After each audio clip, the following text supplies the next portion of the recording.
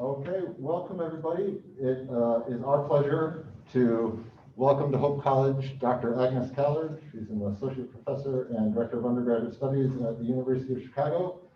She's asked me to make this introduction short, so it's short, and she can take it from here. Thank you so much. Hi, everyone. Thanks for coming. I don't know whether you guys read the description of this talk that was like on the website that I provided. It ended with a question. So maybe you came here thinking in this talk, I'm going to answer the question. And that actually was my plan when I wrote that description, but I haven't come up with the answer yet. So I'm kind of hoping that you will help me out with it in the second part of this talk. So what I'm really going to do in this talk is just sort of set up a problem.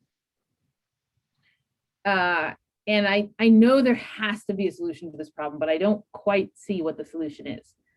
I'm going to sort of say some part, I'm going to talk for a little bit and then stop and just see if you guys have questions or objections or whatever, and then talk some more. So you'll have a chance to sort of, get confusions cleared up earlier rather than later in the day. All right. So the question that I want to ask you is about Socrates. Okay, he was, by some accounts, the first philosopher. He didn't write anything, but his student Plato wrote out versions of conversations that he had with people. And in some ways, those are our kind of founding philosophical text, at least in the Western tradition. There were other people who wrote philosophical dialogues besides Plato, who wrote Socratic dialogues, who wrote out Socrates was a popular guy. So he, a lot of his students wrote conversations of Socrates with so-and-so, right? Well, dialogues. Xenophon is another one who survived. Most of them didn't survive. Socrates was he was the kind of guy who, when he died, people wanted to write about him so that people didn't forget him. And they just wanted to write out like what he did and how he talked so that the memory of him would remain for humanity for as long as possible. The way that he died was by drinking hemlock. He was put to death by the city of Athens. He was put to death for like being a bad person, basically. They thought he was sort of committing injustice and wronging people and harming them. The form that one of the forms that took is that he was charged with impiety, okay, which is kind of like irreligious behavior, but you could think of it very broadly as just being a bad person. And a lot of the Socratic dialogues are actually about this question of Socrates being put to death and was it the right thing for Athens to do? One of them is set right on the steps of the courthouse when Socrates is about to go in and hear the charges against him. It's called the Euthyphro. And he runs into a guy who's about to prosecute his own father. And it's a very weird case. The guy, he's a priest named Euthyphro, is prosecuting his own father for the murder of a servant who in turn had murdered a slave. It's very weird because the way that Athenian law worked was that murder trials are kind of like civil trials, in that the trial would normally be brought by the family of the victim against the perpetrator. And so Euthyphro bringing a case against his father is super weird. Socrates runs into this guy who's doing this very weird thing, and Socrates is about to himself go into the courtroom and hear the charges against him, right? And Socrates is like, wait a minute, you're the perfect person for me to talk to, Euthyphro. What is piety? So Socrates and Euthyphro go on to have a conversation about what piety is, literally standing outside the courtroom, right, in which Socrates is going to be sentenced to death for impiety. I'm telling you this story to give you one sense of what one Socratic dialogue is like, because the stakes are high in this conversation, right? it's like Euthyphro might be doing something that is not pious in prosecuting his own father. So he has kind of a lot hangs for him on, knowing what he's doing. Socrates might be doing something impious in asking people these sorts of questions, right? And, so it's kind of like a matter of life and death, like this conversation. And all of Socrates' conversations are sort of like that. So like when he talks, there's one called the Lysis in which he talks to a kid, not a little kid, but maybe like a tween or something. And he talks to him about like whether or not his parents really love him. And he's like, hey, Lysis, do your parents love you? Lysis says, yeah, of course. And Socrates like gives him some reasons for thinking why his parents maybe don't love him. Like one of them is that his parents never let him drive the chariot. When Socrates is talking to Charmides, who's a little older than Lysis, he's kind of a teen heartthrob. Everyone's in love with him. He's really beautiful. Socrates asks him, do you know the meaning of moderation? By which he means sexual moderation. Like, are you sleeping around, Charmides? When he talks to Alcibiades, who's kind of a little older than Charmides, he's kind of this power hungry, up and coming young, like, kind of politician / tyrant. He asks Alcibiades, do you even know what it takes to be a ruler? Like, what do rulers do? What are their goals? What makes them good at ruling? When he's talking to professional orators, so professional people who make speeches, right? He asks them, are you able to make a speech about what speeches are, or will that leave you tongue-tied? Do you know what speeches are? He's asking the professional speakers. When he talks to Protagoras, who's a professional virtue teacher, okay, he's like someone you send your kids and he's going to make them good. He asks Protagoras whether virtue can be taught. When he talks to Ion, who is a guy who recites Homer, and he asks Ion whether Homer really knows what he's talking about. When he runs into Laches and Nicias, who are two generals, he asks them whether they know what courage is.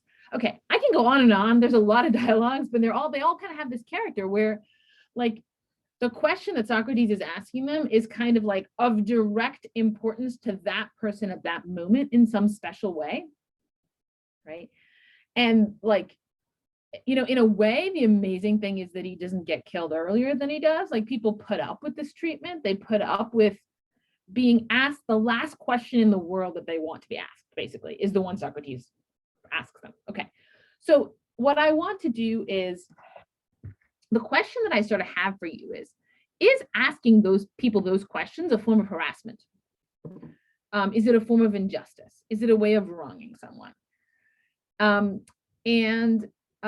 First, I want to talk to you about what characterizes those sorts of questions. Then I want to say why it might seem to be pretty close to being something like harassment. And then we will all talk about what the solution to this problem is. Okay, because I wanted to turn out that it's not actually harassment, right? But so I want to say that the kinds of questions Socrates asks people, like when he asks Lysis, do your parents love you? They are mandatory questions. And what I mean by mandatory is that the person needs to take themselves to have an answer to that question in order to be doing the thing that they are doing at that time. So I'll give you a really simple example. So imagine that you and me are walking down the street, and you ask me, which way to the supermarket? And I say, oh, I'm going that way right now. Do you want to come with me? Or I might say, like, follow me, just follow me, right?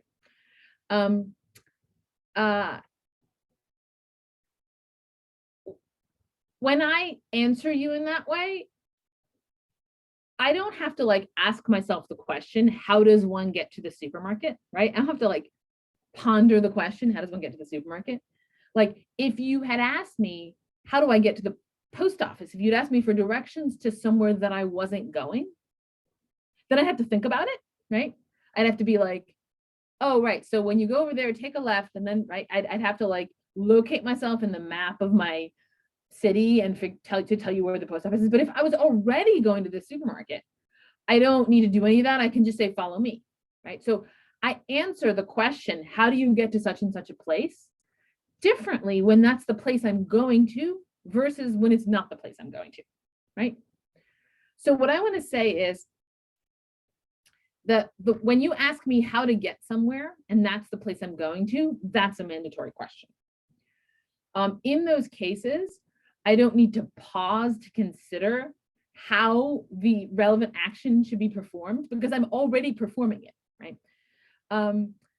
I don't act reflexive. I don't act detached.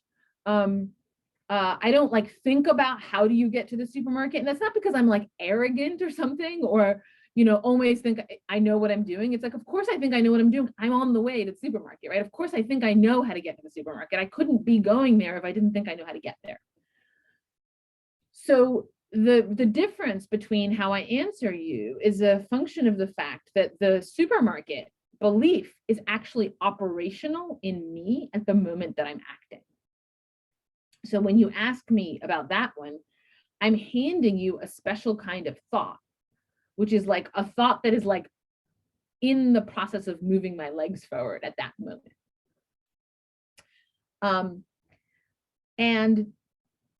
You know, of course, you could get me to become reflective and detached and stuff.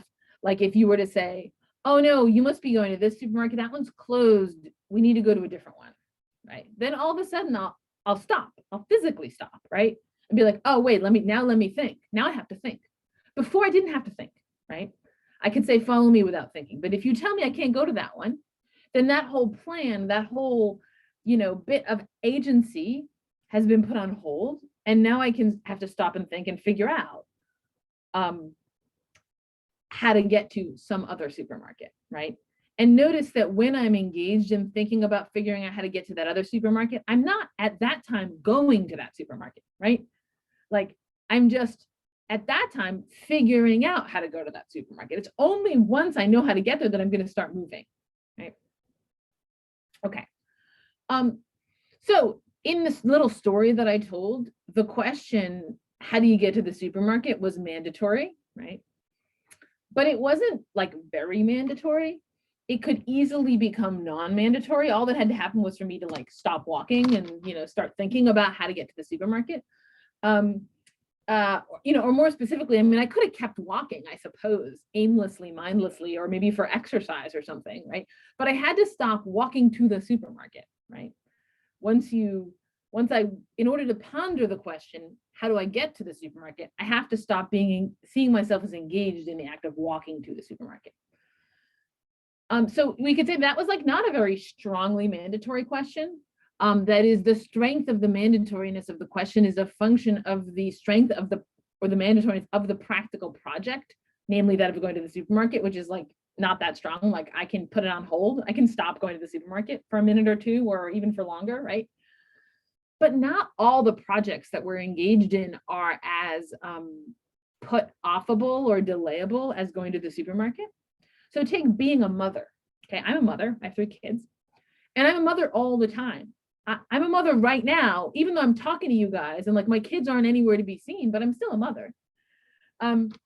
There's no time or day of the week or month during which I could answer the question, what does it take to be a good mother, without thinking about whether my own mothering is going to meet that standard, right? I can't like step off the mothering treadmill in the way that I can step off the supermarket treadmill, right? I can just stop being engaged in the act of going to the supermarket, but I kind of can't stop. I can't pause being a mother for long enough to sort of consider questions about what it is to be a good mother in a dispassionate or detached way. I mean, maybe you've noticed that when people describe their parenting, okay, maybe your parents have done this. You know, like if they say like, oh, I'm such a bad parent, or I'm a failure as a parent, or whatever, like you're never supposed to agree with them. Like people say those things, but like they sort of say it by way of seeking affirmation or support. Parents are deeply pained by criticisms of their parenting, because we parents sort of experience those criticisms as kind of like an injury to who we are and an impediment to believing in one of the basic projects of our lives. And the same can apply to other kinds of practical identities, right? Things that you're doing where you kind of can't stop doing it, where your doing of it is like behind everything else that you're doing. So like being a student, right? You guys are students. And I mean, I think some people who are students can be super duper alienated from their own education, like going through the motions for the sake of, some requirement, some credential, whatever. But if you're not, then you're not really able to approach the question like, what is it to be a good student, and how should a student be in a detached and impartial way? Your answer is going to have all the marks of like being currently in use, right? Because you can't really take time off from it. You're kind of always, even on vacations, even on study breaks, you're kind of always a student. Okay, so that is just a basic sense of what is a mandatory question. A mandatory question is a question where you are making use of the answer in guiding your life, in making your choices. Let me stop there for a minute and see if you guys have questions about that.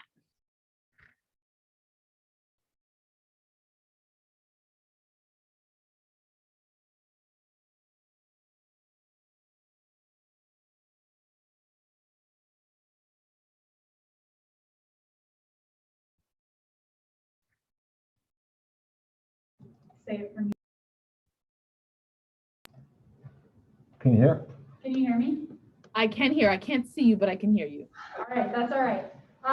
So I'm wondering, so like in the supermarket case, or maybe picture driving somewhere, like there are some routes that I've gone so often that it's just muscle memory. And if someone asked me in the course of driving to the supermarket, like, how do you get somewhere? Like I would have to stop and think, right? There are certain things that we are automatically doing, and stopping to have to reflect about it kind of screws us up. And I'm curious if there's any sort of parallel to that with the sorts of questions you're talking about, like being a mother, something that is so much a part of your everyday life, like that seems in a sense to make it even more difficult to answer, right? Like, because it's so much a part of everything you do, it's so automatic in a way. Yeah, I think that, so I think you're right that some of these things are cases where one reason why we might have trouble articulating it is that we are,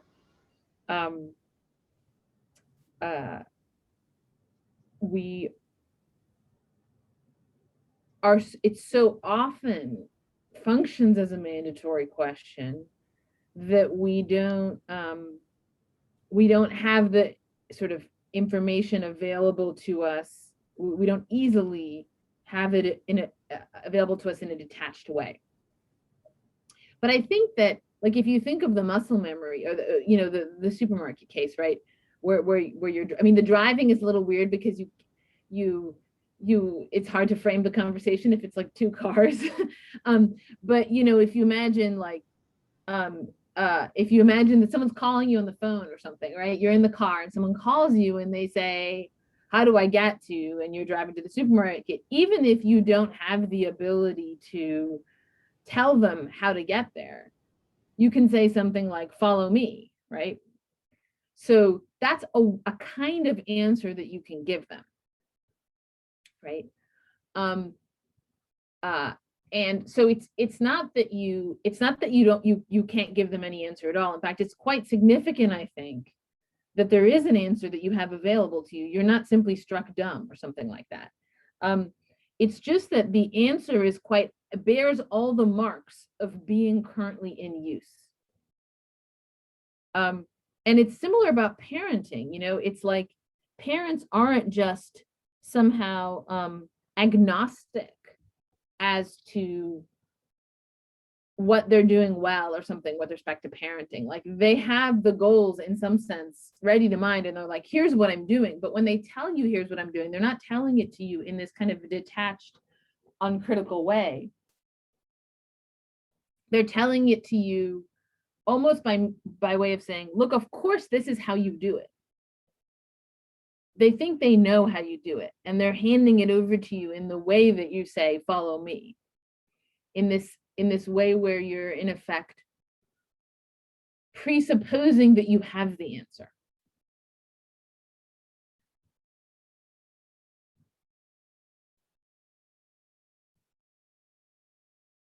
Shall I go on? still hard to tell. We have one question online, if you can hear me.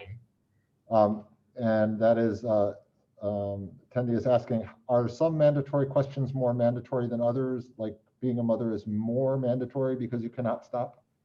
Yeah, so maybe what I'll do is I'll answer this question by way of going into the next section, because I'm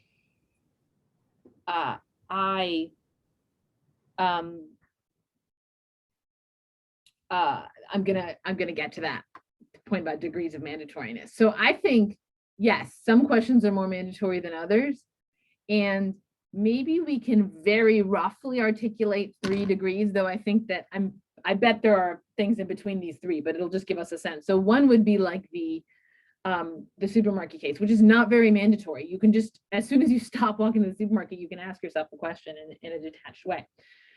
The next would be like being a mother or being a student, right? Where you can't separate yourself from it. It's such a part of who you are that you are always making use of it. So you can't put it on hold or put it on pause. But even that is not the most mandatory, because with respect to both being a mother and being a student, you're not doing them all the time of your whole life. I mean, like for every mother, there was a time before she was a mother, right?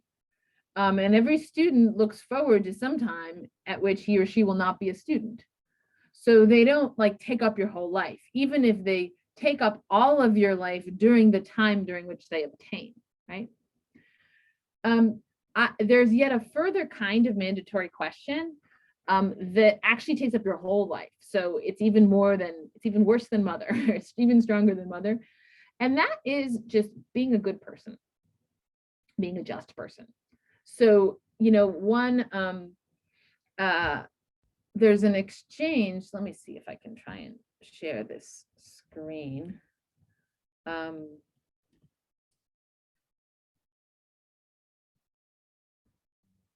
you guys, if I do screen share, well, I'll do it and then you tell me. Can you see this thing right here that I just highlighted?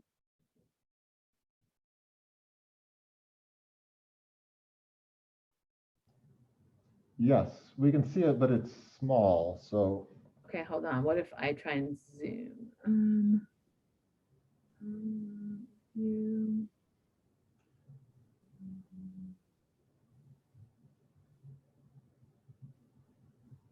gonna make this window bigger.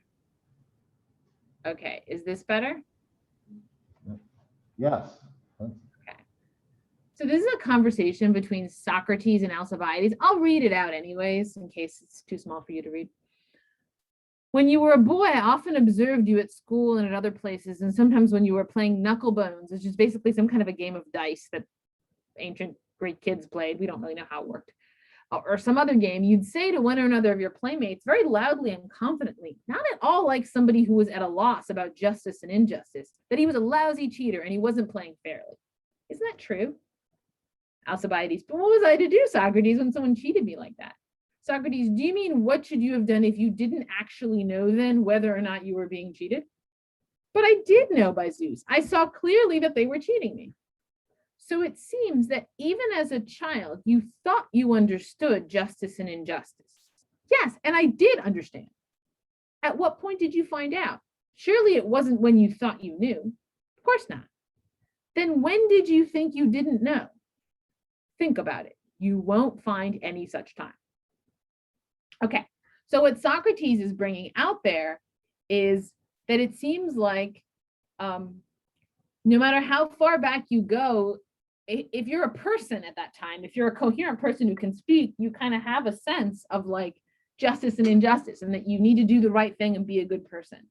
There was never a time when you could, in a kind of detached and curious spirit, like investigate, justice the way you could investigate other questions. Like, when you were a kid, like you could ask, like, is there life on other planets, or how fast does the fastest bird fly? You could sort of wonder about that, right? In a detached and curious way. But you can't wonder in that same disinterested way whether somebody is doing something unjust. By the time the question of justice arises, you sort of find yourself like needing to hit the ground running with an answer. And so, you know, Socrates says that this fact about justice and about sort of in general, all the words that go into being a good person, right? So courage and generosity and moderation, that we, you know, we are sort of pre-committed to them. We have to see ourselves as being good people in everything that we do. It's just part of like what it is for us to move ourselves forward, that we see ourselves as being good people. And so Socrates says, when it comes to these questions, like questions about justice, people don't ask about them, they fight over them. So if they disagree, they fight because everybody is sure that they're just, because everybody has to think that they're just, because they need it in order to move themselves forward, right? So now here's that sort of really important fact about mandatory questions, if what I've said is right. You can't ever ask them of yourself. You can't ever pose to yourself a mandatory question. Why can't you pose it? Because you think you know the answer. You can't ask yourself a question that you know the answer to. It just doesn't make any sense, right? I can't be like, this is a pencil, but is it a pencil? But I just said it is a pencil. Right? So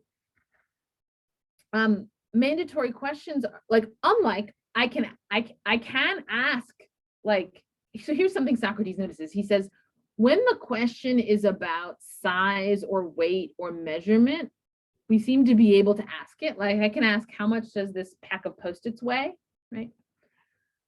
But we can't, in a similarly detached and curious spirit, ask, what is justice? What is piety? Do my parents love me, right?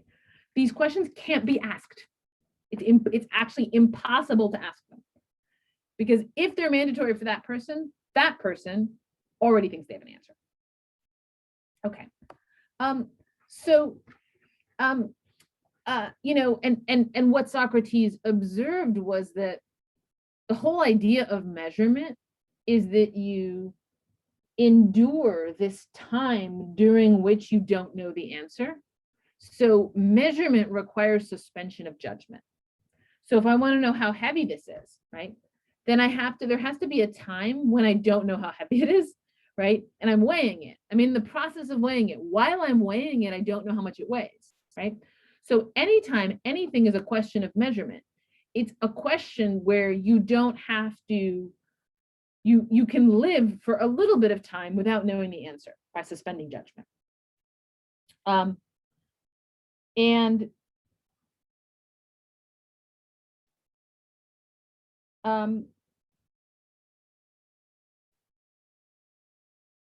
If there are questions where you can't live even for 1 second without the answer, then you can't suspend judgment. You can't solve them using measurement. And Socrates notices what people tend to do is fight over them. Okay, so mandatory questions questions about justice and injustice give rise to wars and violence. Okay, when people disagree about them. And he says, you know, like Homer's Iliad is about a mandatory question. I mean, that is the fighting that the Iliad depicts. Right? All right. So now let me talk a little bit about why mandatory questions can give rise to anger. Okay, why they make us emotional. Actually, let me start with sadness. So a lot of the answers that we have to sort of the fundamental mandatory questions about like what makes life meaningful and important and like what matters are our connections to other people. So like when somebody you love dies, they're still the answer to the question, like who matters, like even after they died. And that, so it's sort of like, the way I would describe that is like, you're still trying to go to the supermarket, but there's no supermarket anymore. And so something that can happen is that our answers, though they stay the same, cease to function to guide us. And that's what sadness is. Okay. So sadness, grief, mourning is when you have an answer to a mandatory question, but it doesn't function to guide your life anymore. So you're sort of unmoored from, your agency is unmoored from the world in that the answer you have doesn't tell you what to do. And I think this is why when people die, it's so important to their loved ones to do something, you know, to respect their last wishes, to have a funeral, to like, they try to keep themselves busy so that they can, that answer of their love for this person can still in some way guide their behavior. But so very roughly, that's what I take sadness to be, is just, you have these answers to mandatory questions, but they don't tell you what to do. And so people who are sad tend to be inactive. They tend to like just be depressed, be not doing anything because they don't know what they should do. Because the one thing that matters is something that doesn't dictate any behavior from them, right? Okay, so it's like very quick gloss on what sadness is. And so I'm telling you that just because I want to tell you what anger is, and anger is like slightly different from sadness. So anger is the case where it's not that the answer to the mandatory question no longer guides you in the world. It's that there's some sense in which the answer becomes sort of unstable and you sort of lose your grip on it. So you, it's not exactly that you think that the answer is not true. It's sort of like, this is the only true answer that there could be, and yet it's being taken away from me. So, you know, if somebody, so we'll think, you know, can think of an example, right? So suppose that I have a job, that there's a job I really want.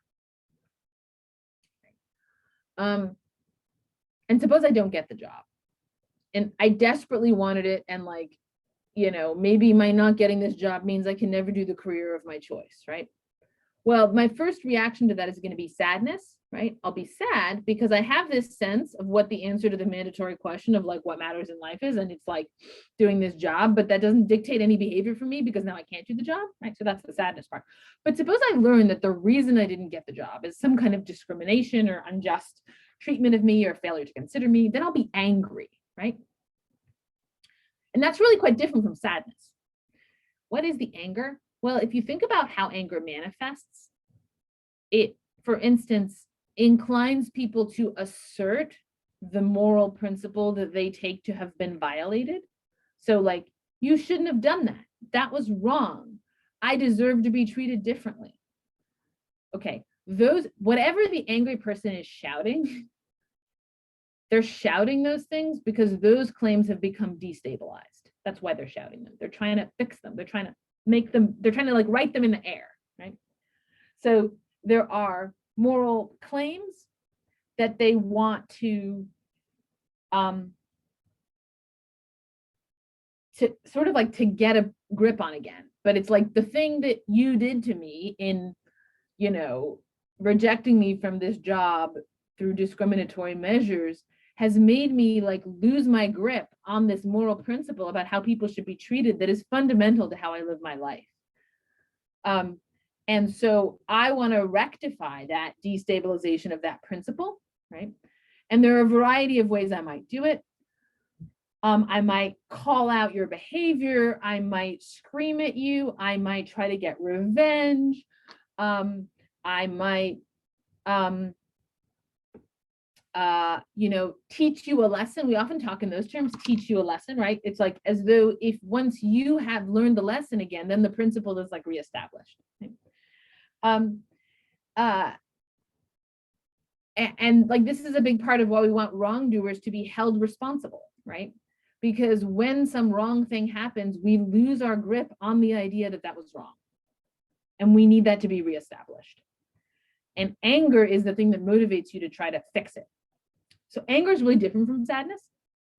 In that anger is, there's a problem that's fixable. Sadness, the problem is not fixable, right? So how does sadness end or go away? It just sort of ebbs, right? You just, time passes and you're not so sad anymore. But with anger, there's something you want to do to fix, to rectify the situation, because in general, it presents itself as a rectifiable destabilization of the principle. So I think I can get it back, right? But notice that people are willing to do really terrible things in anger, and it's kind of mostly in anger that they're willing to do things, kill, maim, torture, right? They're willing to do those things when they're very, very angry, because they have this sense that the principle that's been violated, that their life depends on it, the meaning of their life depends on it, everything depends on it. Without that principle, nothing matters. And so they'll do anything to secure it, right? It makes sense that they would do anything to secure it, because without it, nothing matters, including killing, maiming, and torturing. Right? Okay. So when you destabilize someone's answer to a mandatory question, you make them angry because you make them lose their grip on what matters in life. And without that grip, they can't live. And one way to think about it is you're actually taking their life away from them, in the sense that you're taking away the resources that they need in order to live. That is, we need ideas in order to live as much as we need air. Without the ideas about what's good and what matters, we can't propel ourselves forward. Okay, let me stop there and see if there are questions.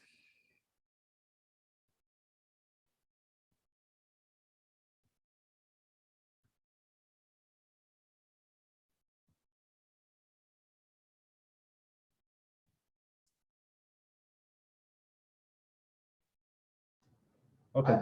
I've been thinking in my head, trying to understand what the difference between like the sadness and anger bit and why this comes from mandatory questions. And an example that I'm going in my head, I'm hoping that maybe some other people here have seen Les Miserables with Javert. Are you familiar with that, Dr. Kelly? Mm-hmm. So I'm thinking about, I saw it recently, and Javert ultimately, spoiler alert, commits suicide because he's asked a question of like his worldview is justice, but he's presented with a situation in which his understanding of how the world is going no longer works because something has occurred that would, I don't know, unsettle that balance. And instead of angry, I think ultimately he's sad because there's no longer something that can be rectified. Am I kind of getting the idea here? Does that make sense? Yeah, that's great. It's been a very long time since I read it. So, yes, I mean, I do have the vague recollection that Javert spends most of the book, in effect, in this fired up by the problem of justice. I didn't even remember that he committed suicide. Yeah, that makes sense. Go on. Yeah, so I think I was just hoping that was making sense there, in terms of sadness.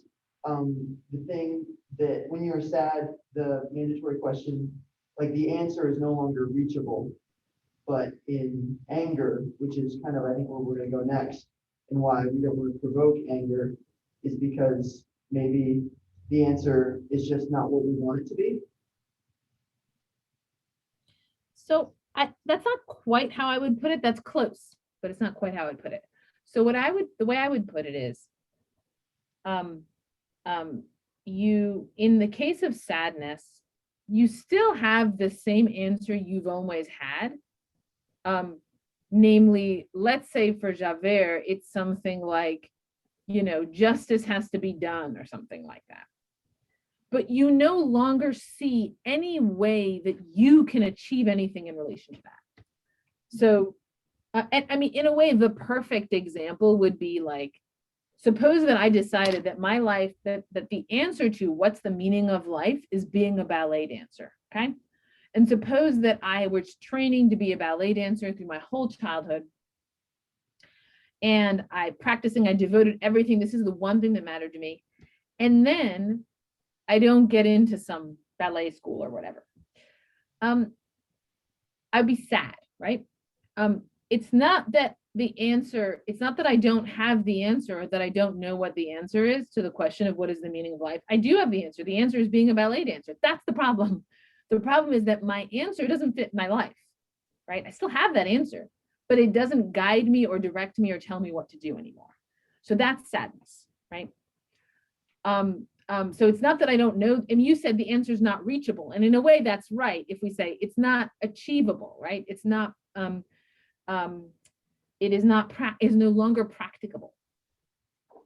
And then I think in the anger case, it's that in some way, like there is a kind of losing grip over the answer. So like in the sadness case, I don't become any less sure, or sure is not the right word, but you know, finding out that I can't be a ballet dancer doesn't in any way shake my thought that a ballet dancer is the thing to be, right? Or if it did, I wouldn't be so sad. But insofar as I'm still like attached to that, I'm just like, yeah, this is what I should do with my life. I just can't do it. In the case of anger, I'm sort of losing my grip on the principle. Like I'm feeling like it's escaping me. And I can do something to get it back. So it's like, you know, if I'm angry because you stole something, then it's like the principle is something like people shouldn't steal. And when you steal, that makes me lose my grip on that principle. But then I feel like if there's something I can do to you, maybe that will give me the grip back. Like maybe if I punish you, or maybe if I get you to regret it or something, right? And so anger is a rectifiable destabilization of the principle, by contrast with sadness, which isn't rectifiable. Gotcha, but the answer is no more or less present in any given situation. The answer is no more. Say that bit again. So you're saying, but the answer is still there in the sadness case, and even in the anger case, you still have it. Yeah, the answer is still there in both cases. It's there in different ways. I think in the anger case, it's there, but it is, you know, sort of threatening to slip away. It is there, but insecurely. I mean, so let me add a little complication here. This is something I've sort of struggled over in trying to understand this, right? When I say insecurely, I mean something like something different from uncertainty, right? In the sense that I can say, do I want to be a ballet dancer or not? Maybe I shouldn't be. Maybe I should change what I want to do with my life. That doesn't feel at all like being angry, right? So there are forms of being, of acquiring uncertainty over some mandatory principle that wouldn't feel like anger. The reason it feels like anger is that that principle is sort of what it would be to have an answer, and you're losing hold of that, right? As opposed to the ballet thing, it's like, well, maybe there's something else I should do with my life. So I'm putting this aside in favor of something else. In the anger case, it's like, no, there's only one possible answer, which is that it's wrong for you to steal. That's the only answer that there could be that would give life meaning. But I'm losing hold over that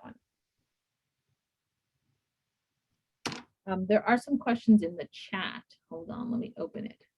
There are several in the Q&A and a couple in the chat. If you want so there's different things, chat and Q&A. Oh, I see. Okay. Yeah, they both have questions in them, so you can take your pick. Okay. So let me just quickly run through some of these because there were some from the earlier thing that I just missed. What is digesting a mandatory question? No, because digesting is not an intentional action. So you'll only get mandatory questions if you have an intentional action, and that's because it's only when we act intentionally that we act in the light of some good that we represent to ourselves cognitively as being the answer to some question about what you should do, right? So anytime you're doing anything intentionally, what you're doing is you're telling yourself, this is what I should be doing. Like right now, you're sitting here telling yourself what I should be doing is listening to this lecture, right? You have to be, otherwise you'd get up and do something else, right? You may not notice that you're telling yourself that, but you are. But you're not doing that with digesting because you don't have it, it's not under your control. Okay. Is it problematic if there can be a sort of degree to how mandatory these are? No, I think it's very important that there can be a degree to how mandatory these are. And in fact, it's sort of important to how we can end up shifting territory in terms of what we care about and what matters in life, is like that there are degrees of mandatoriness. Doesn't the very notion of the examined life require that one be able to ask oneself questions that are mandatory for oneself? Yes. So this is a huge problem. So maybe some of you have noticed The fact that you can't ask yourself these questions is an enormous problem, okay? It nearly undermines the entire project of human existence, right? So this is really bad. It's a really bad situation. I think Socrates came up with a solution to it, right? So I'm telling you a story that's part of a bigger story. Socrates came up with a way where we can ask each other these questions, even though we can't ask them of ourselves. Some philosophers have thought that you can ask them of yourself, okay? So when I'm asserting to you that you can't, that's not an uncontroversial view. I think it's true. I think Socrates thought it, and I also think it's true, but it's not like nobody's ever thought anything other than that. Is it possible not to lash out in anger when your answer destabilizes? That's a great question. And I think the answer is yes. And I think Socrates was relying on some other response than people lashing out in anger.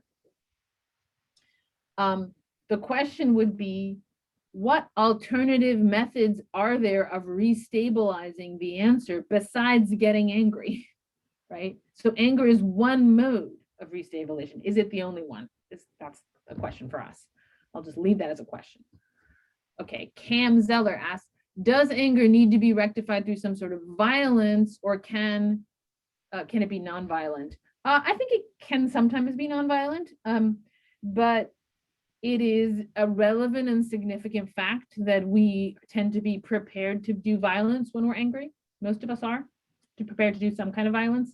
By violence, I mean intentionally inflicting suffering on those around us. That is what we routinely do when we're angry, all of us, okay? And you might do it in little ways, like you might do it passive aggressively, you might do it by saying something insulting. We all do it online a lot. So most people are pretty violent, actually, in my experience. Okay, now bouncing off of the idea of Les Miserables and applying it more generally, is it possible that answers regarding our self-identity and worldview are found more in sadness than in anger? Is anger too, sadness allows us to be reflective, is anger is too consuming to be able to be reflective? So sadness does not allow us to be reflective, because sadness involves presupposing that you know the answer to the mandatory question. Actually, anger is closer to being reflective than sadness is. But we'll talk more about how we left something open there in response to another question, is like, you know, what is the alternative to anger, right? That's the territory we want to be in, is what is the alternative to anger. I think the territory we want to be in is not sadness. But if you want to ask more about that, we can. Can a person change their answer to a mandatory question of the same nature as a person's answer to what justice is? I think our answers to mandatory questions are changing all the time. So they're not fixed. We have to have an answer at any given time. That's not at all the same thing as saying that our answer is fixed, right? So it's sort of like if somebody said, I mean, one way to put it is like if you're going to the supermarket and someone says, how do you get there? And you say, follow me. There's a way in which that's a different answer depending on which street you're on, right? So this is something Socrates noticed, that people give answers to these questions. They don't give consistent answers. Right? So we need to tell ourselves that we have some answer or other, but our answers are not very well fixed in place, as a matter of fact. And that's exactly why Socrates was able to destabilize people, because he would ask them these questions and they would be like, they would give an answer, and then he would be like, ask them something else, and they'd give like the opposite answer, and he'd be like, wait, you just said P, and then you said not P. Like, it doesn't seem like you actually have any idea what piety is, Euthyphro, for instance. That's what happens with Euthyphro. So yeah, people's answers are not fixed. They can change, and it's a big problem. Socrates thinks that we should be working towards the case where the answer does not change. Is there a difference between fear and anger as you lose grip of the mandatory answer? Good. I mean, I do wonder whether anger is not a kind of fear. On this picture of anger, maybe what it is like anger is a kind of fear where there is something that can be done in relation to the fear, right? Suppose an animal is attacking you and you can't even run away because there's like a wall behind you. You would be scared, right? But you wouldn't be angry. But suppose that like you sort of thought maybe you could fight back against the animal, then you might get angry, right? You might and the anger might kind of like be what it takes to fight back. And so maybe anger is a version of fear. It's the kind of fear that we think we can do something about. But that's a really good question. I'm gonna have to think more about fear. Okay, Ruben. Regarding the connection between mandatory questions and sadness, if sadness comes from the unmooring of losing the object of mandatory question, how does grief fade over time? How can our commitment to that role ebb on its own, or do we have to remoor ourselves by replacing the lost object with other roles? I think it's really the last thing, yes. So I think that we come to care about other things. That's how sadness goes away. It's pretty quick. The empirical research suggests 3 to 6 months is how long it takes to overcome the death of a very close loved one, with the exception of one's own children, which takes longer. But people actually recover pretty quickly from grief, according to the empirical research that I've looked at. How does this all play into the model of handling grief in the 5 steps besides anger and sadness? I don't know. I mean, I suspect that the very idea of, a process is just the idea of coming to sort of like not give that answer to the mandatory question anymore and starting to give a different one, right? In terms of like what guides my life. So it could be that the 5-step process is just a way of describing that kind of unmooring from that question. Now, let me just go over to the chat and see if I've missed any questions there. Those were all the questions. Okay, chat. If we can't ask mandatory questions of ourselves, how do we change?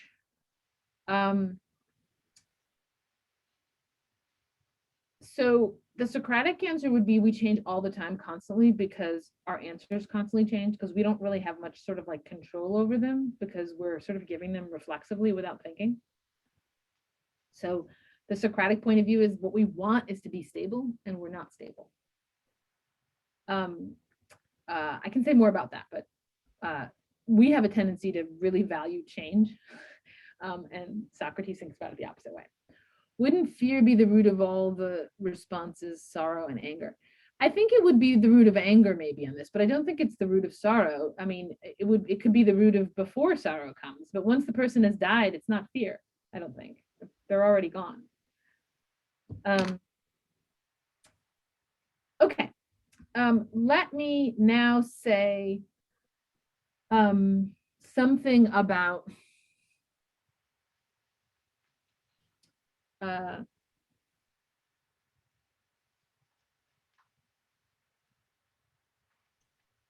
so I want to say something about how.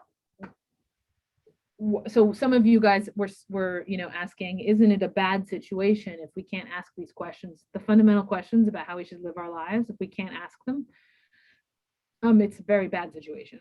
And the worst part of it is we don't even notice that we're not doing it. So we're like going through our lives, basically sleepwalking, giving answers that we haven't thought about. Socrates took a look at this situation and he's like, the human condition is a total disaster, right?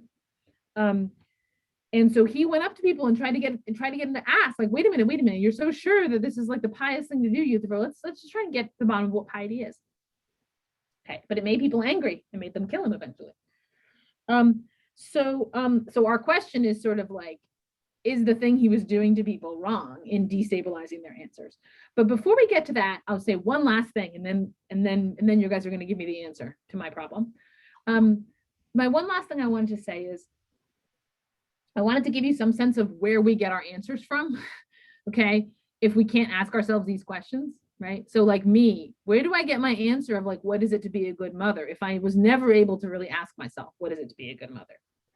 Where do you guys get your answers to questions like, what kind of student should I be, right? You can't ask yourself that question because you think you have the answer. You think you know what it's like to be a good student. You have to think that in order to be being a student, right? So the answer to the question, how do we get our answers to mandatory questions, is other people. So there's a Greek word, philia, okay? It's sometimes translated friendship. It's sometimes translated love. It's sometimes translated bonds of affection or something. And I'm giving you the Greek word because it's really annoying that there isn't an English word that is this general. So philia is used to describe your connections to other people, whatever those connections are. So your family members are your philoi, you stand in a relation of philia to them. So are your fellow citizens, right? Your religious community, your social class. You know, we in English wouldn't use a word like friend for all of these things. The English word friend is much narrower. I think nowadays people take themselves to stand in relations of philia to categories that are really not geographically bound. So gender, okay, some people identify with their gender. Identify with is another word we use to denote this, right? Their gender, other people of the same gender as them, say, or same sexual orientation or race, right? So anything that can ground sort of ties of belonging to a group, right? It could be a hobby, it could be an aesthetic sensibility, right? So all of these things, so here's the English, we don't have an English word for this, okay, for the Greek to translate the word philia. I'm gonna use the word kinship. So I'm gonna say we stand in a variety of kinship relations with one another. I'm stretching the English word kinship because strictly speaking, it's usually, you know, for family relationships grounded in marriage, right? But I wanna say, look, you have kinship relations, you stand in kinship relations to people in your city, to people in your country, to, you know, and it sort of depends on whether these categories are important to you, but it might be to people of your race, it might be to people of your sexual orientation, etc. So these kinship bonds, what do? They give you answers to questions like, you know, which people and places and activities matter most to us? Like your family bonds, right? Tell you who's important. Your siblings are important and other people's siblings don't matter, right? So your family tells you who matters. You didn't have to ask the question. It just kind of came packaged, right, with you. You know, but also things like, do we think God exists, right? It's highly predictable that people will, their answers to that question will be a function of certain groups that they belong to. What days do we celebrate? Under what circumstances are we willing to fight and die? What kinds of jobs or social gatherings or hobbies or music or home decor are appropriate for people like us? Who's in charge of our group? That's a question that the group generally has an answer to. And sort of quite generally, like, how should we behave in relation to each other? Okay, so kinship offers answers to these questions. They're answers at the level of the group rather than the individual. This is how we live. This is how we do things. These are the things we care about. This is who we are committed to protecting and providing for. The answer is already there. It sort of pre-exists the birth of the individuals who then join the kinship group, right? And most of our basic ethical, moral views and answers to mandatory questions come from some kinship group that we belong to. So that's the basic, that's the answer to why we think we have the answers to mandatory questions. It's because we've deferred the project of answering those questions to groups that we belong to that supposedly have the answer. And if we didn't do that, we'd be lost. So it's a good thing we at least have kinship groups, right? Now, the problem is what happens with a kinship group is that when you get like a group that has an answer, and then some people who like don't buy that answer, you get hostility and violence and kind of, you know, bad treatment of the outgroup, because what else do you have? If you don't really know why that answer is true and all you have is that you guys give that answer, then the only real way to deal with that problem is hostility, or just ignoring or avoidance or something like that. Okay, so the situation is people basically have the answers that they have to what is important in life because of the groups that they belong to. It's a problematic situation because people belong to more than one group, and those groups don't always tell them the same thing, right? So one of the groups that we all belong to is the group of all human beings, right? You know, we might find ourselves treating another human being in an inhumane way in order to reinforce our membership in a smaller group. People do that all the time. And that's just because they need to have answers to questions about how to live their lives. They don't really have another choice, right? That is, people don't do these things because the people are bad. They do these things because this is what it takes to live a life with any sense of direction at all, having any idea of all of what you should do with your life. Right? You need these answers. You don't, like, it's not a luxury. It's like air. So, we have these answers, but we don't have really good explanations of why these are the right answers because of the way that we got them, which is just from other people. And so when we're asked to defend them, like by Socrates, we don't know what to say. We don't have anything good to say. We kind of trip ourselves up. Socrates, there's lots of language in the dialogues of people talk around in circles, they contradict themselves, and it's not, a lot of people read the dialogues and they're like, oh, Socrates and Socrates are so arrogant. They think they know what they're talking about, right? I hope to have given you a framework where it's not arrogance. It's that he's picked the thing where they have to respond in this way. He selected it on purpose. Okay, so now what I'm going to do is pose you my final question, and then you guys in your response, you can both give me answers to that question. That would be awesome.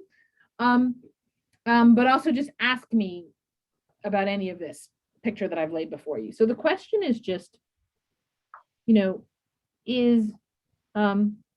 when Socrates poses these questions to people that they can't answer, and the reason they can't answer them is that they never even asked themselves the question, and they didn't arrive at the answers by asking themselves the question.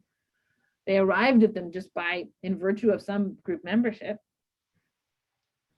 that he is destabilizing their answers to the question of what matters in life. And he's making them angry, right? Making them want to kill him, which they did eventually. And they feel sort of injured and afraid. They feel like they're being threatened by a scary animal and they have to fight back. And how is that different from any other kind of injustice that you would commit to a person that would cause them to respond to you in a hostile way? Okay. I will also keep an eye on the Q&A. I'm not sure I have an answer to your, can you hear me? I can hear you, yes. I'm not sure I have an answer to your question, but I kind of push back on the idea that we get the answers to our mandatory questions from kinship groups. Mhm.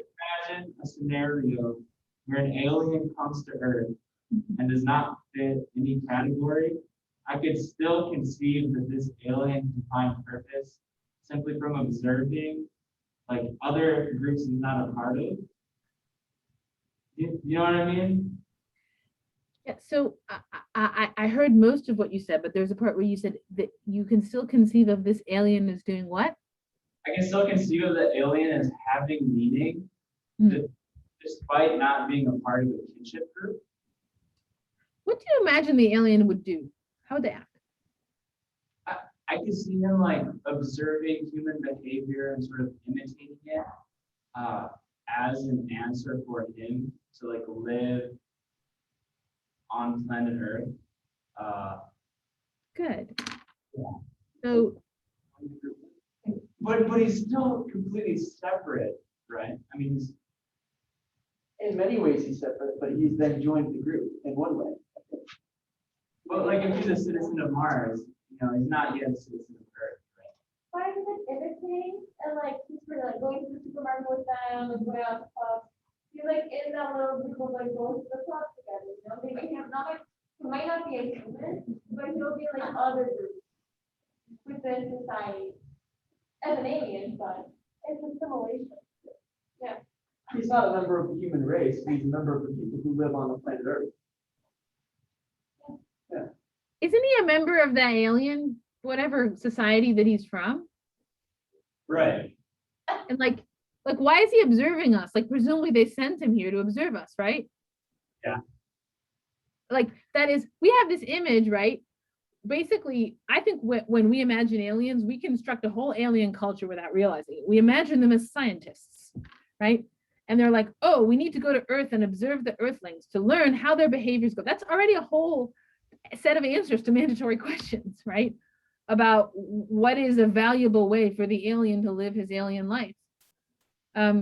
So it seems like the alien you've constructed takes himself to have answers to mandatory questions. And it would be weird. I mean, imagine if that alien actually was just born spontaneously generated on his planet and there's no other aliens and he shows up on our planet. I feel much less sure that I can imagine what it would be for him to be observing us. Because it's the very idea of observing us suggests that he is noting differences between our culture and his.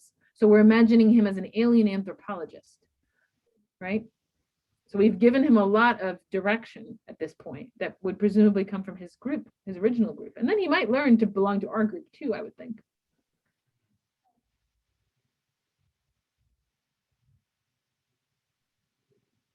I really like the answer.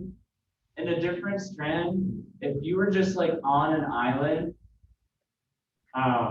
could you find like answers to questions, not being a part of a kinship group, but just by observing the life on the island, sort of nature? I think that it matters a lot what you did before you got onto the island. So if you were just born on the island, you know, it's actually I think we find it hard to tell the story in any way that it ends up a human story. I mean, if you think of the Jungle Book, you know, maybe you've seen the Disney movie, right? There's Mowgli. And he's like, but he like talks to the other animals and they raise him through a culture, right? They give him a culture of like what's valuable and important. So they give him a moral education. So that's not at all a good example because they're basically like people, right? But what you imagine is somebody who was raised in a human culture who belongs to a whole bunch of kinship groups, but then now finds themselves on a deserted island. I think that they still see themselves as belonging to those kinship groups. I think the mere fact that the kinship groups aren't physically present, what that might do is depress them, right? It might make them sad because a lot of their answers to mandatory questions are not operative at the moment, but it doesn't take away those answers.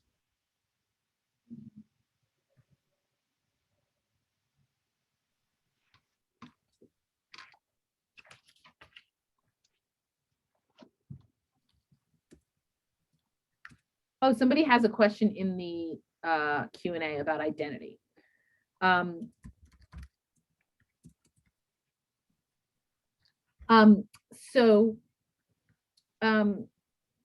think identity is a pretty good word for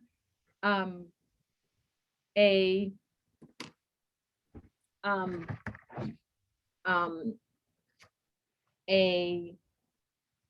kinship group that is not based on geography. Right? Yes, I think that people, identity is a source of answers to mandatory questions. And so when that answer is destabilized, yes, people lose the identity. So an example of that would be people who are transgender, right? And when other people don't refer to them by the pronoun that they would like to be referred to by, that makes them angry and it destabilizes their sense of who they are, right? And so like, you know, they feel like it needs to be said in this way because otherwise my identity is at stake, right? So I think that would be, right, where transgender would be an example of a non-geographic identity. And for like most of human history, it's a really interesting fact. Most of people's identities were geographic in nature, right? They were connected to the people who were physically around them. But nowadays, a lot of people's sense of the kinship group that they belong to is actually not geographic. And that's partly due to possibilities of communication technology and transportation.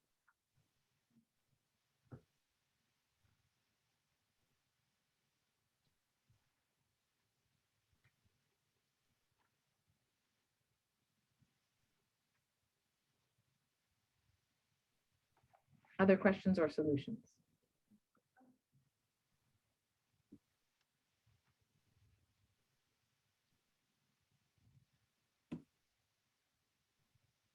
There are a couple more questions in the Q&A. Are there? I'm not, oh, they are, they just appeared, it didn't show that they were more, I see. Okay, so let me, should we nest our kinship, i.e. kinship and nous should rule our other kinships, qua question askers? So, you know, Socrates has some interesting discussions of kinship in the dialogues. One of them is in the Lysis, in which he argues that all kinship relations should be based on knowledge. So you should only take yourself to be akin to those people who have knowledge in the relevant way. Socrates was an early proponent of non-geographic kinship, right? I think the Republic is also a really interesting text to think of, because in the Republic there is this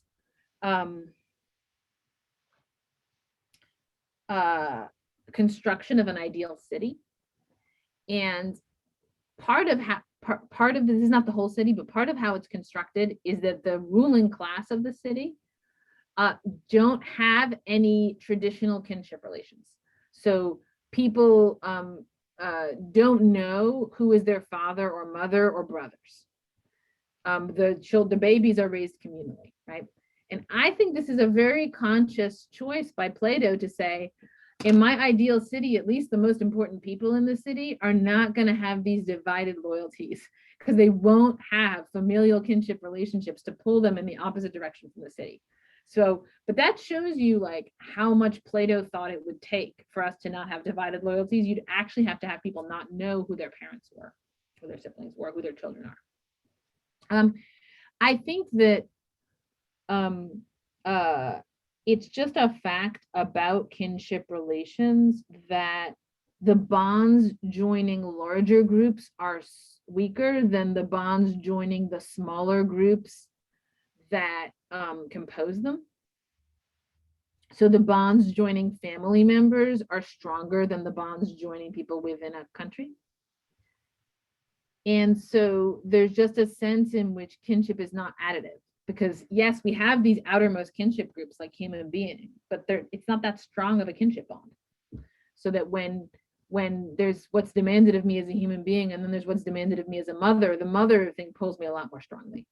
So kinship is really not a great way to be solving these problems at the end of the day. It's our natural solution. It's the one that we have sort of for free. It's not very good, I think. Okay, next question. Jack Mulder asks, is Socrates a tragic figure, condemned/exiled to ask mandatory questions of others, but unable to ask them of himself? Yes, Socrates believes of himself that he is a tragic figure, and he is unable to ask the questions of himself, and he says that, and that's part of his sort of proclamations of ignorance. But so in that respect, he is no more tragic than anybody else, because nobody can ask them of themselves. You know, if what you want to know is, so there's a question, can you ask yourself a mandatory question? And then there's another question, can you inquire into a mandatory question? And I think Socrates came up with, and I think he was the first one to come up with, a way of inquiring into mandatory questions. I think it's the single greatest thing a human being has ever achieved so far, is to come up with this method, okay? It's sometimes called the Socratic Method. Right? And, you know, this kind of inquiry is a way of inquiring into it, but nobody poses it of themselves. So Socrates doesn't pose the question of himself, and the interlocutor doesn't pose it of himself. Together, they're inquiring into it. They're inquiring into it together because Socrates is posing it of the other person. That's a whole, what I'm describing to you is kind of like my book project that I'm working on, and it's like another part of the book. So I'm very quickly giving you that answer. But basically, Socrates, I would say Socrates would view himself as being one of the least tragic people, in the sense that he at least figured this thing out, and he figured out a way to move forward. But it was still very destabilizing for people. So there's still a question of like, was what he was doing wrong? Is it possible that the ideal Socratic interlocutor posing a mandatory question is asking from some kind of awakened or enlightened place, maybe like a fourth and further degree of mandatoriness or grounding, e.g. Buddha, Jesus? So I think that there is some kind of like, I would describe it as like persistent fantasy in certain strands of intellectual thought, though I'm actually not sure. I don't know about Buddha. I don't actually quite think this is what people think about Jesus. Which is that you can somehow transcend this problem, and then you can ask yourself mandatory questions. So someone who I think has this fantasy very clearly is someone like Rene Descartes, philosopher Rene Descartes, okay, who thinks he can sort of ask himself what he really believes and then comes to answers, and prove to himself his own existence, sort of just within his own resources, like his own mind is like a field he can play in. And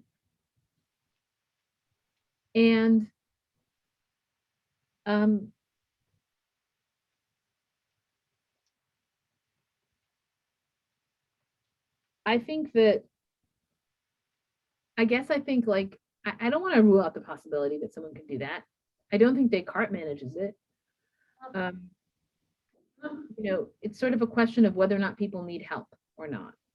And I think most of us, if there was somebody who didn't need help, then we would never know it because they would not need help. So they wouldn't come talk to us. But I think most of us do need help. And that person who doesn't need help wouldn't be the ideal Socratic interlocutor, by the way. They'd be a terrible Socratic interlocutor. They'd never have any reason to talk to you because they could just figure it all out by themselves, right? It's because we can't pose ourselves these questions that we need other people. I feel like there's maybe a question at the microphone. I can't see the microphone, so I can't tell. Is there one? If not, there are more questions in the Q&A. I have a question. Okay. So there are a number of questions that are very hard to answer, but we can ask ourselves, such as, what do I want? What do I really want? Or what do I believe? And it seems like a question like, what am I doing, might very well fall into that category, or even an answer to a mandatory question, like, how should I be living my life, or something like that. And I'm wondering if what you're saying is that we can't answer those questions, or that in order to answer those questions, that we can ask those questions, but in order to answer them, we have to, in some sense, include others in a dialogue, and it is the act of being in dialogue that is itself the answer to the question that we're asking, if that makes any sense. It does make sense. So I want to say that that my basic point is about what you can do by yourself here. And so that's, I think you can't pose these questions to yourself. So it's not that they're hard to answer, it's that they're impossible to ask. So you don't even get started. But I think you're right that you can inquire into the question with the help of another person. It's not the same thing as posing it to yourself, though. Socrates came up with a way of doing that. It involves posing it to them. As for these questions, what do I want? What do I believe? What am I doing? I actually don't think it's that obvious that you can ask yourself what you want. Like, you can say those words, right? I can say, what do I want? And then maybe like a cupcake comes into my head. I'm like, ooh, a cupcake, right? But it's almost like I was waiting for something to come into my head. Like it's not totally clear to me what I'm doing in that sort of a case. I think that I can inquire into what I want in a sustained way, like for instance, with a therapist or something.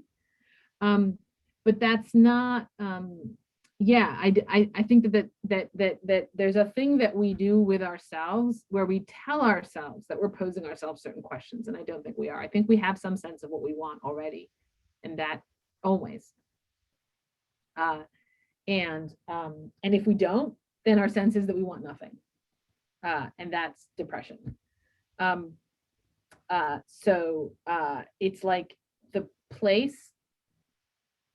With these questions, the place is always saturated. It's always filled already. It's like we just can't be open-minded because it matters too much. That's what I think. But I'm open to counter arguments there.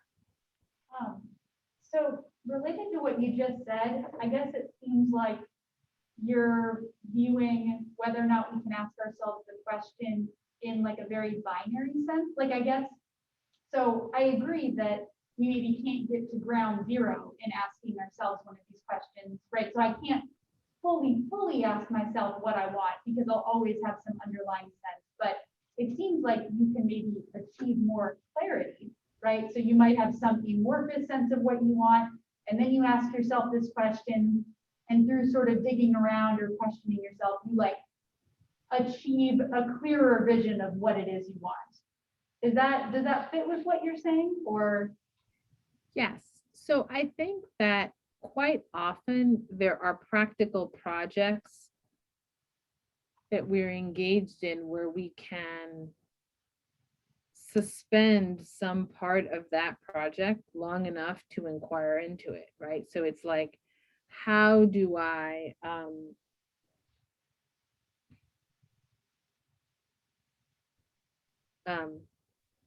you know, I might know that I want to do such and such, but I don't know how I want to achieve it. And I can get more clarity on that. And so I think I think that there are absolutely questions I can ask myself, right? My point is that at any given time, there are always questions I can't ask myself. And those are always the most fundamental ones, right? So, you know, when we say getting more clarity on something, I guess I think at least the way that I'm understanding that is, it's like, suppose that I know that I want to make dinner, you know, and maybe that project of making dinner is like part of being a mother for me or something like that. But I don't know like what I want to make for dinner. And so I can get clarity on that. Like I can come up with, oh, maybe we should make this, maybe I should make this, and come up with that. But that's because the project of making dinner is something that I was able to suspend. Like I was able to not be engaged in it for a minute. And so I think that we can inquire into what we want or how we want to do things when those projects are suspendable in some way, when we can stop doing them. Well, I guess I had a follow-up question to that. Yeah. So one of those projects that we can't really suspend, right, would be being a good person, how to be a good person. So yeah. That's what I'm asking is, what's going on when we ask, you know, we can't stop this project. What's going on when we undergo like intense deliberation about what the right or what a good person would do in these circumstances? You know, we go round about. I mean, we can question whether we should be deliberating, right? And it seems like we could do that without other people asking us, you know, are you going wrong? So I guess I'm kind of wondering for what you'd say to that sort of a situation. Yeah, so I think that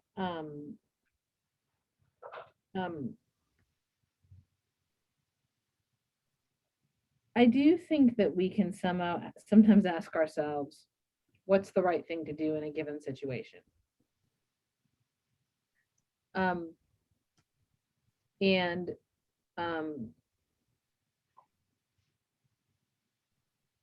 And that's when we haven't yet decided what we're going to do. Now, but you want to construct a case in which that's not what I'm deliberating about.